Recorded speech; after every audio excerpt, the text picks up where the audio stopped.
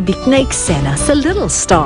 Hatid sa inyo ng Coffee Mate, Milo, New Best Ever Sunsilk at Ariel.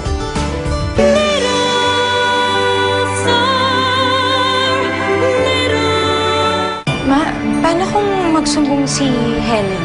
Hindi mangyayari yun. How sure are you? Akala mo ba aksidente lang yung pagkuko kay Lester? Planado lahat yon. Alam kong tuso ang lalaking yun. Hindi yun papayag na hindi makakupit dun sa sustento na binibigay natin. Minat, mali yung ginawa natin nun eh. Meron akong responsibilidad, walang kasalanan ng bata. Hindi ako yung nanganak. Si Helen yun. Bakit? Ano nangyayari? Ang taas ng lagnat niya eh. Tay, sandali. Na-ospital si Nino, may sakit siya. Pakialam ko. Ikaw nanay niya, diba?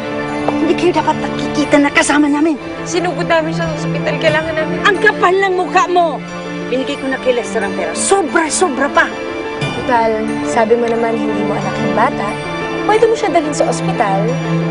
Tapos, iwan mo lang siya doon. Huwag mo na siyang balikan, ha? Si Lester, ba't wala dito? Wala na siya. Hiwalay na kayo? Kamusta si Bianca? Hiwalay na rin kami. Si Lester na pala. Ano nangyari? Hiwalay na kayo ni Bianca.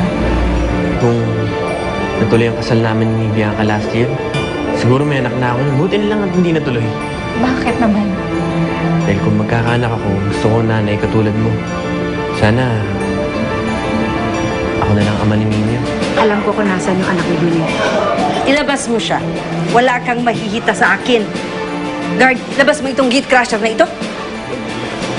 Sandali. Sandali, hindi pa ako tapos. Manong sandali!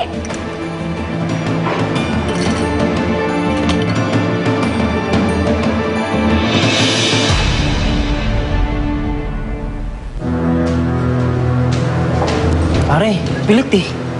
Forge, hindi mo na siya kailangan warningan. Bakit hindi mo sinasagot ang mga tawag ko? Bakit ba?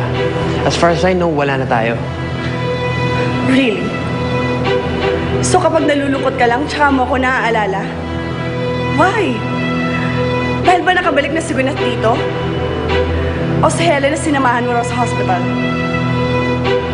Wala naman pakialam kung ano man ang gawin ko sa buhay ko. So inaamin mo. It's Helen. My God, Dave! Ipagpapalit mo ako sa isang alalay? Please, huwag mo na insultin si Helen. Kahit na alalay lang siya, wala akong pakialam. Mabuti pa, umalis ka na. Dave! Bianca, tama na. Tama na.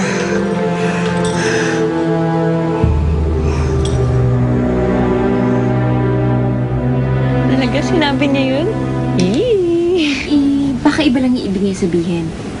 Ate, ano pa ba ibig sabihin nun? Ikaw ang gusto niyang maging nanay ng anak niya. Sana sinabi mo na sa kanya para magkasama na kayong tatlo. Tsaka para makaalis na tayo dito. Ano naman, Paula, hindi naman ganun kadali yun, no? Tsaka pag wala na yung sustento, tatigil na yun, eh naku, siguradong magagalit sa akin si Lester. Pati na rin kay Dave. Tsaka, isa pa, si Bianca. Nakita ko siyang tumatawag sa cellphone ni Dave. Baka mamaya sila pa, no? Ang dami mo rin kasing iniisip eh. Marami talaga akong iniisip. Lalong-lalo na to, kailangan ko unahin ang binyag nito. Oo, sus. Ito na.